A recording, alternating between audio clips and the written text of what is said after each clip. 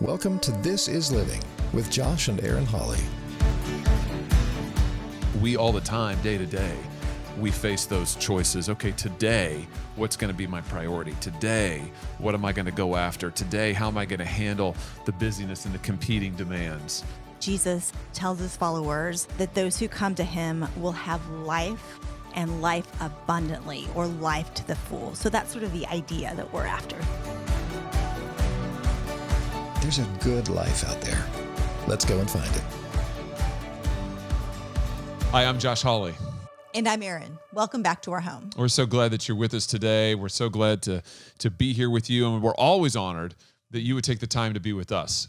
We know that you could be doing so many other things. Absolutely. And we're so glad that you're here with us. Today, we want to continue talking about what's it mean to live, to really live, to go after that abundant life. What's it mean in the midst of our busyness, in the midst of all the demands on our time, in the midst of all of the noise from popular culture and from the media? What's it mean to find the important things in life and go after those? That's what, Erin, you and I are trying to do every day. I mean, we're on this journey too.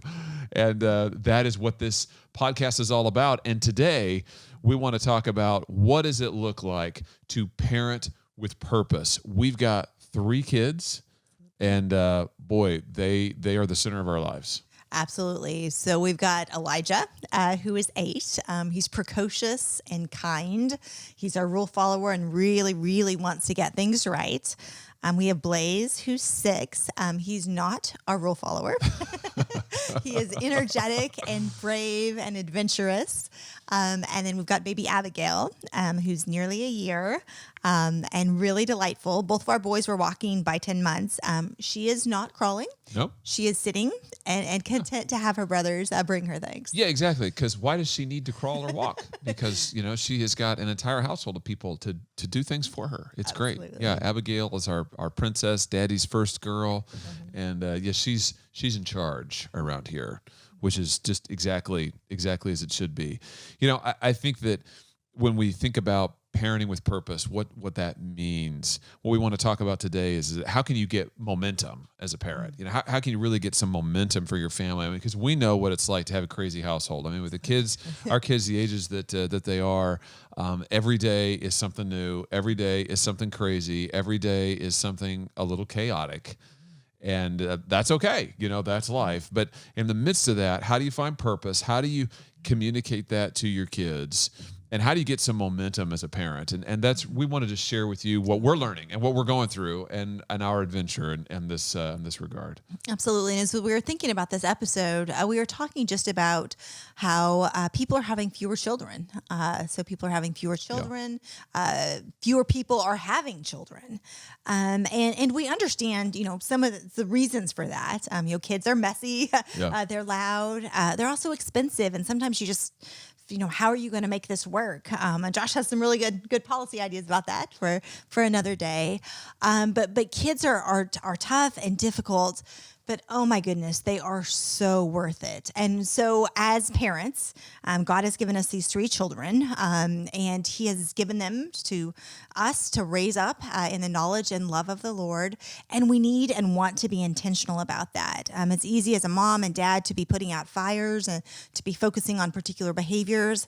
And while that is good and right, we also want to parent sort of with the long game and what it is we want our children to look like, what characteristics we hope to instill, and just to be really purposeful as we go about the day-to-day tasks of parenting. Yeah, and we just want to say to you that, it's worth it. And for folks out there, so many folks also, they want to have kids. Maybe they're not able to, or they're thinking about adopting a kid, or maybe that, you're recently remarried. And so you're thinking about, well, my spouse has kids of their own. And so now we're trying to integrate our families, or you're a single parent. I mean, families come in all shapes and sizes, Absolutely. But our experience has been, and we just want to encourage you, boy, your kids are worth it. They're worth fighting for. They're worth prioritizing. They're worth putting right at the top of your list of what matters to you in life.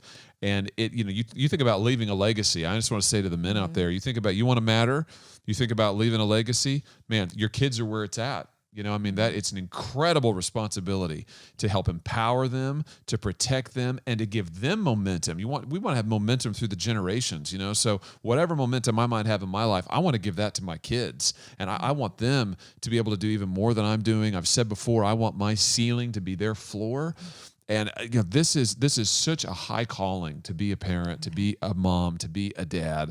And we just wanted to say to you today, if nothing else, we want you to feel encouraged from this, that, hey, you can do it. Believe me, if we can do it, you can do it. You know, I mean, Absolutely. we'll do it together. You know, we'll get through it together.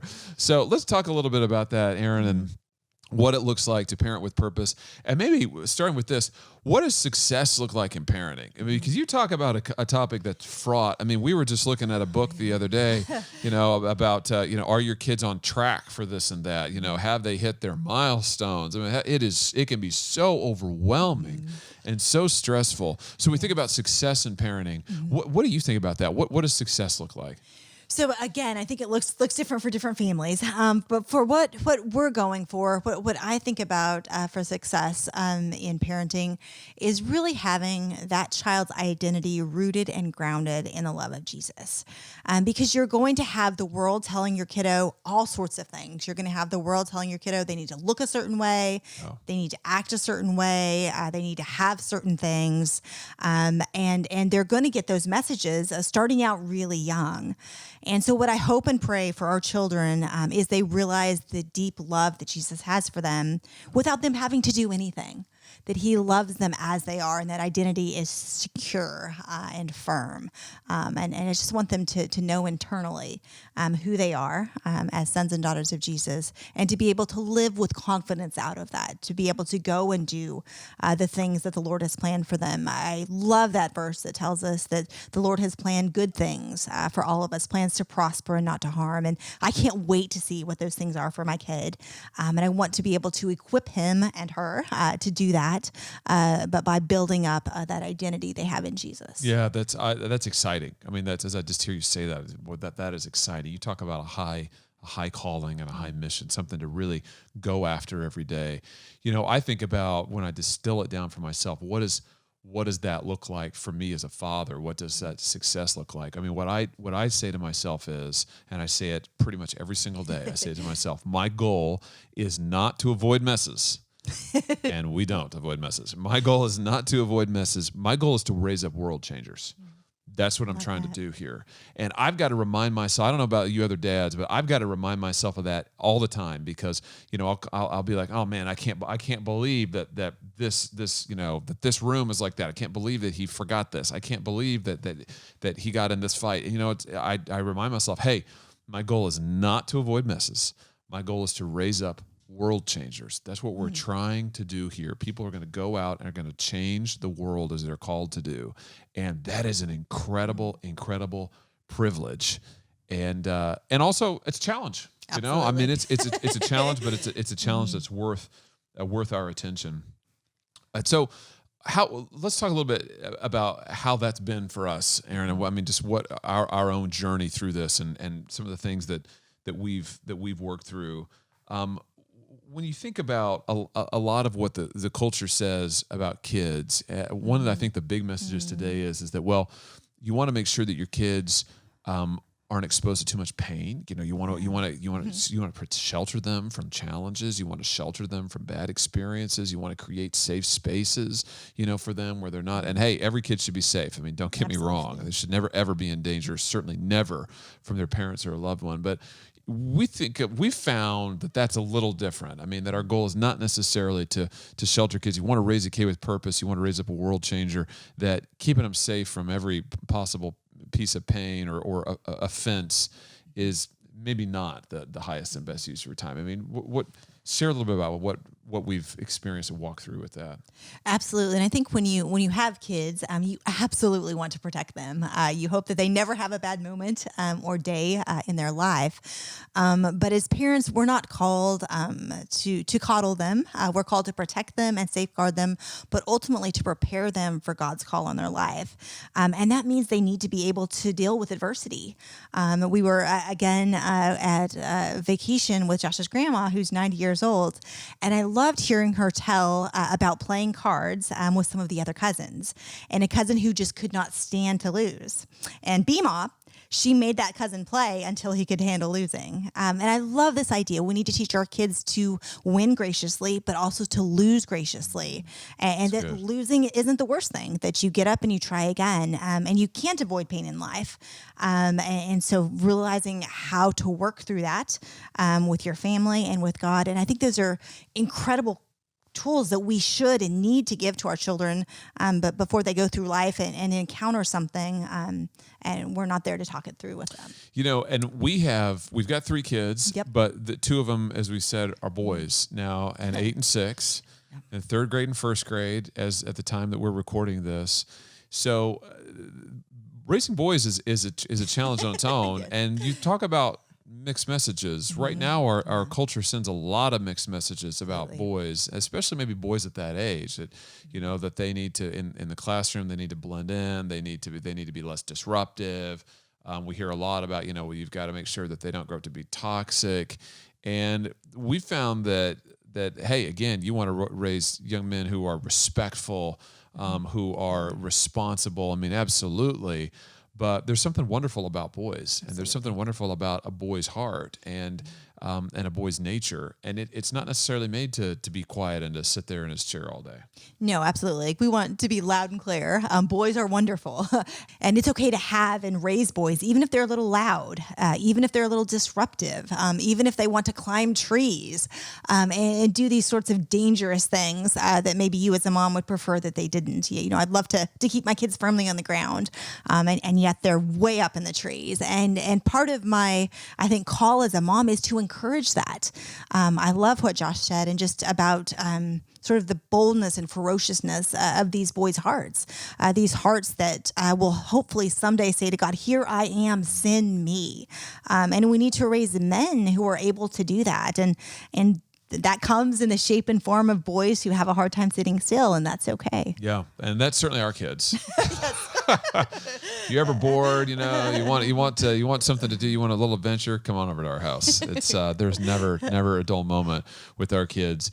As you think about parenting with purpose and about giving our kids momentum, about raising up world changers, giving them a heart for the Lord, which undergirds all of that.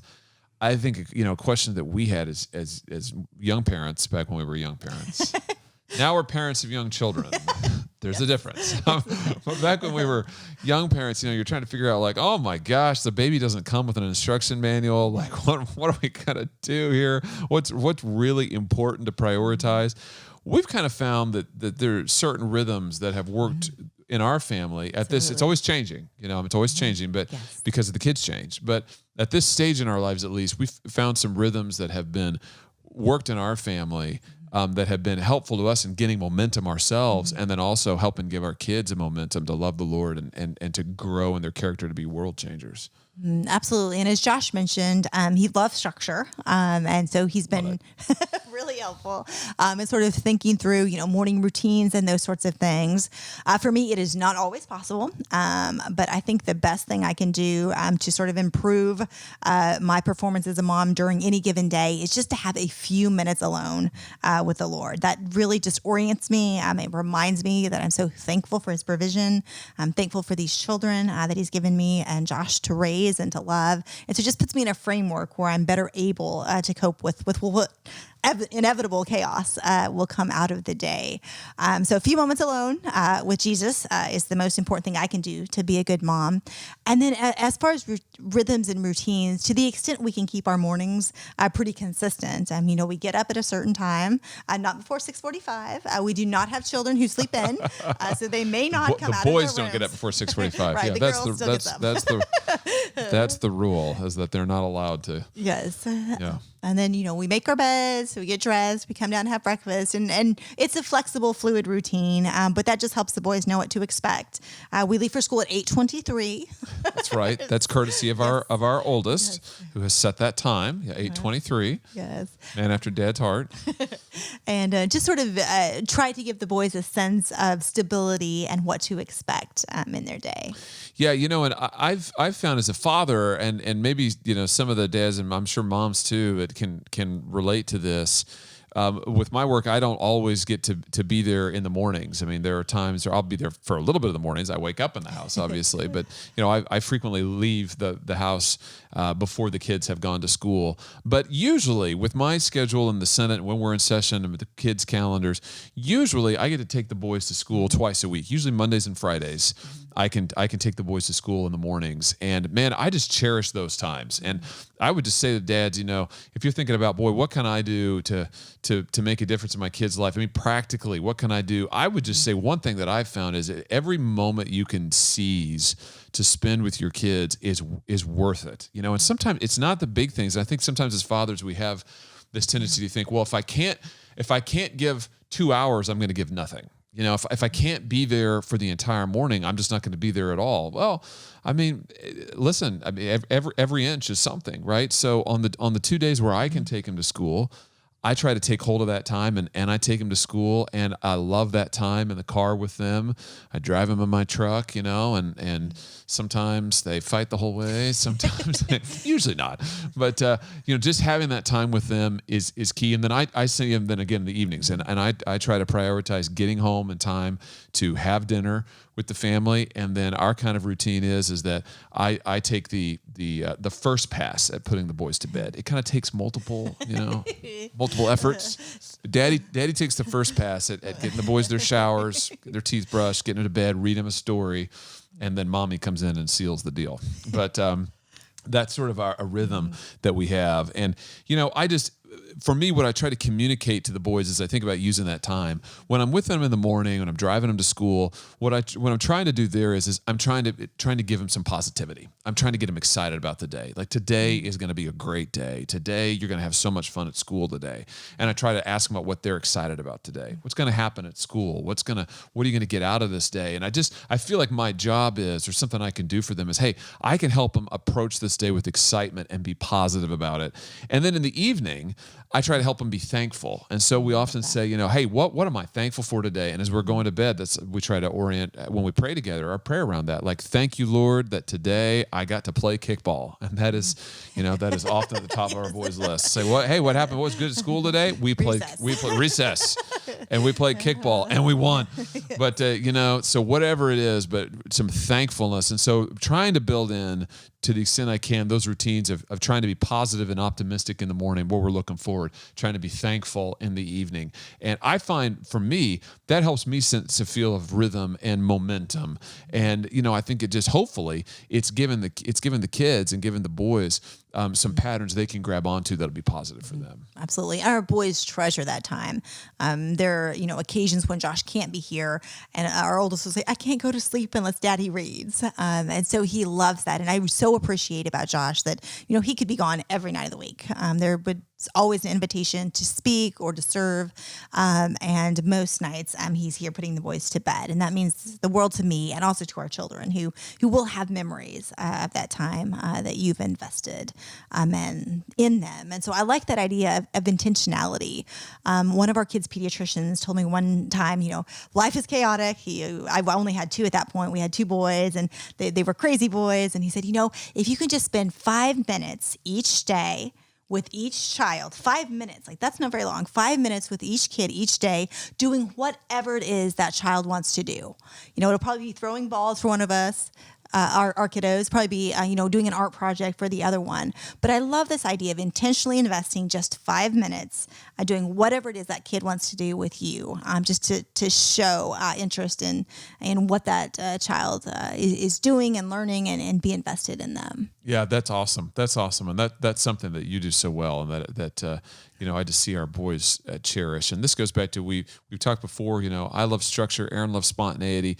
There's something that is wonderful about having, with two little boys, having a mother who was spontaneous. So when they're like, hey, let's do an experiment that might blow up the kitchen, I would be like, let's think about it. Let's plan that. And Erin's like, okay, sure. Absolutely. Let's do. So I can't tell you the number of times I'll come home from work and I'll walk in and I'll be like, man, what is going on in here? Today it's a science lab. The other day it's like an engineering area. It's just it's crazy, but they love that. Our kids are unpredictable. And we are far from perfect as parents. And one of the things, again, if we could encourage you in any way, would be like, listen, give up the idea that you're going to be a perfect parent. I don't even know what that means, but just give that up. And I just want to say, the dads out there, if you're like me, a lot of times, if you do something, if you screw something up, you're harsh with your kids and you shouldn't have been. You miss a game when you said you'd be there. You can really beat yourself up for that and be like, man, I'm just a failure. Listen, you got to celebrate progress and say, hey, I'm going to get back after it. And I'm never gonna stop starting. I'm gonna start again, and I'm gonna go after it. But we've just certainly had instances with our kids where we have said, like, oh wow, like that was a disaster, or we really, oops, like that didn't work out the greatest. So we were talking about one in particular. This is we had left a Coke for whatever reason in the freezer. We're trying to get it cold. This would have been for me. I love Coca-Cola. It's confession, and so I put it in there. I don't know, yeah. So in our freezer, but I left it overnight. So we got up in the morning. We're doing our morning routine. The kids are eating breakfast, and I discover this Coke in the freezer. Thankfully, it had not yet exploded. So I put it in the sink so that it could thaw out. So we're there having breakfast. We're all as a family. Maybe it was a weekend. I'm not sure. It must have been a weekend. Yeah, it was Saturday. And so Elijah sees this Coke in the can. And what will happen if I open it? Like, super excited by this. It'll explode everywhere. So no, don't open it. No, don't open it. Mom, what will happen if I open it? Don't open it. Crack. It went everywhere. Everywhere. The ceiling, Everywhere. The backsplash, the window was open. It went all over the window, Everywhere. The screen. I have never seen anything quite like it. It was truly, dripping off the ceiling. It's one of those, don't try it at home, but we did. Truly explosive force. And I remember it well because I was sitting there in a suit and tie. It was Saturday morning, and it was a rare morning where we were in session in the Senate, and I had to go in, and I had to leave. So just as this happened, somebody's at our door being like, "Hey, it's time to go." Like, you got to get there. This is starting. And I'm looking up. It's all over the ceiling, and our kitchen is white basically. It's all over the cabinets. It's all over the ceiling. It's all over everything. We still find spots. Find spots, and all I could think of was like, man, this is what I'm going to be doing all weekend is repainting. And it was, we look back on it now, it's funny. At the time, it was not funny. And, I have to say that was, I was not happy. And I did not handle it well. I really got on his case. I was like, Elijah, why did you do that? Daddy told you not to. Mom told you not to. Look at this disaster that you've created. This is really, I really drilled down into him, and then I had to go. And I think as we thought about it later, that next day, as I have the paint out and I'm painting the ceiling, I thought, this is an area. It was a mess. I wasn't happy with my own reaction to it, but it was an opportunity to grow. And what I ended up doing is, I remember later on, I think it was that same evening that when I got home, I went to Elijah and I sat him down and I said, listen, this is, that you made a mistake and not listening to mom and dad. I said, but daddy also made a mistake. And daddy made a mistake in being too harsh with you. And daddy made a mistake in having an unforgiving tone and attitude. And then I just said to him, I said, you know what, Elijah? You know who makes the biggest messes in this house? Daddy does. Who has made more messes, than you could possibly count or fathom? Daddy has. And for me, it was a good opportunity to think, okay, I didn't handle this well in the first instance, but I need to admit that, but then I need to pick myself up, and I need to start again, and I need to do what I can to try to make it right. And now we have a running joke. Anytime I make a mess, which is frequent, we always make sure to celebrate that. And the kids love it. They love to hear about, oh, daddy did that. Boy, that was a disaster what daddy did. So it ended up being a great opportunity for us to learn. But in the moment, I'm sure y'all can relate. Like, in the moment, it was like, how are we going to fix this? We don't have time for this. It was crazy. Stressful day. It was crazy. Yep. Yeah, it was crazy. So, and I think too, you've got those moments where, you wish you could have just reacted a little differently. But children, our kiddos respond so well just to an apology. Yeah. And they love when Josh makes a mess. It's just this idea that they're in it with him, and that sort of camaraderie. And so I would just encourage you, as tough as it can be, just to say, I'm sorry. Yeah. And kids Powerful. are so gracious. I said that to Elijah the other day, and he just gives me a great big hug around the neck.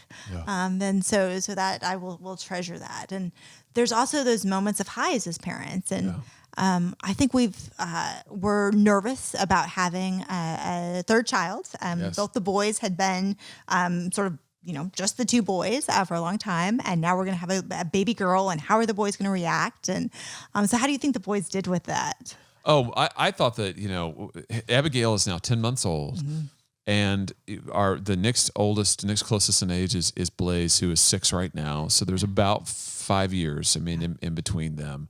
Almost 6, I guess. And, it is, I thought that to see the kids as a father, it was so gratifying to see the boys really just love on her and welcome her and be such loving big brothers, and that's one of those things as a parent where you think, man, it's exciting to see your kids love one another. I know that if you're a parent, well, that there's hardly anything better in life than seeing your kids love one another. And so, that is, I think, one of those moments. Watching just the other day, watching Blaze, again, who's our younger son, watching him, Erin got it's kind of a playpen type thing, right? For Abigail, and it sits on our kitchen floor and she can set Abby down in it. And Blaze came home from school and he climbed into it. He climbed into her playpen to sit down with her and play with her. And that was pretty exciting to see. I love that. And as you said, just that prayer for the camaraderie between your kiddos, and they would be lifelong friends. That's definitely a highlight. Absolutely. So I think that, you think about staying the course. What is it that gives you as a parent? What is it that gives you the energy? What is it that gives you the focus? What is it that gives you the motivation to stay the course? Because, how do you get momentum? But then how do you stay the course? And for us, we're just trying to figure this out as we go along and take it step by step. But for me, I'm a guy who's always oriented around vision. And for me, staying the course is you think about the amazing opportunity that you've got to raise up world changers. And you think about, boy, this vision is a huge vision. And it's going to claim all of me. It's going to take, in fact, it's far beyond me. We've got to have the Lord do it because I can't do it. We can't do it. But we get to be partners in it. And for me, staying the course is, I think, you know what? This is a huge vision. It claims all that I have. I'm going to go after that today. And then knowing that, the Lord is there to help and cover over and forgive and give us grace when we fail and don't get it right, which is all the time. And just knowing that I don't have to get it right. I don't have to be the perfect parent. I'm not a perfect parent. I never will be. I hope I get better each day. I hope there's progress, and I try to celebrate that progress. But what do you find, babe, in terms of staying the course, the motivation to keep after it today? What gives you the energy to do that? I think when I think of staying the course, I often think of my mom. And single mom with 3 girls was not an easy life. And yet she was the constant in our world. She was always steadfast, always pointing us to Jesus. And she just had so many good advice, good tips, and so much good advice for raising young kids. I've already mentioned that she said, they're only young once. So sort of treasure it even through the hardness. She also said kids are resilient. I love that. Kids will forgive and kids are resilient as they go through some of these hard things. And then she would remind me that there's seasons in life that I will sleep again. You will sleep again, and everything looks better in the morning. And just this idea that I love in the church calendar, how the vast majority of the calendar is actually what's called ordinary time. So you've got Easter, you've got Pentecost, you've got Christmas, and these times of celebration and wonderful recognition of what Jesus has done. But then you have the ordinary times where most of us live most of the time. And she would just encourage me to look at the good that God has placed before us in that. And one thing that's encouraging is the idea that the Bible says that every family on earth is named. So God has named our family and he's named your family. And that means you are the perfect mom and you are the perfect dad for these children that God has given you, even if you don't feel like it. And to be honest, there are many days that I don't feel like I'm the one chosen to raise our kids. So we're with you, and we know that God has called you to parent your unique kiddos. I love that. That is so encouraging. And the idea that the Lord has given you these children. And he has, because, sometimes I think it's a temptation of parents to be like, man, if my kids were just a little more respectful, or if they were if they'd sit still a little longer, if they sit, but the truth is that, hey, he gave you these parents and he's going to give you what it takes to parent them, Absolutely. which doesn't mean you have to do it alone. I can't I can do almost nothing alone. And, so you don't do it alone. Hopefully you do it with your husband and wife. If you're raising your kids on your own, that is awesome. God bless you. And there are people around you to help you, but most of all, the Lord will help us, and supply the help that we need. But I just think it just is so encouraging to hear you say that it's like, hey, he gave you these kids, and he will be with you to help help you do it. And you can do it. You can do this, and he'll help you do it. And boy, it's worth it. I mean, it is worth it. And I'll just say again, you think about, you want to leave a legacy. You think about bringing the culture of heaven down to earth, living that heavenly culture. There's nothing more inspiring. Fathers, I'll just say there's no higher calling than trying to make your home a place that is heavenly, a place that is where heaven dwells, a place where it's like, boy, this is what heaven tastes and feels like. It's a foretaste of heaven. The culture of heaven's present there. Man, that's an exciting possibility and opportunity. And that's something that we get to do every day as parents. Thanks so much for joining us. Well, thanks for joining us for This is Living with Josh and Erin Hawley. Life can be more. Don't settle for less. Join us next time for a fresh episode. And until then, we'd love to hear from you. You can connect with us by visiting joshhawley.com and sign up for our email list. You can follow us on Facebook and Instagram. And most importantly, share this podcast with a friend and leave us a review on Google Play or Apple Podcast. Until next time, thanks for listening to This is Living. There's a good life out there. Let's go and find it. Paid for by Josh Hawley for Senate. Approved by Josh Hawley.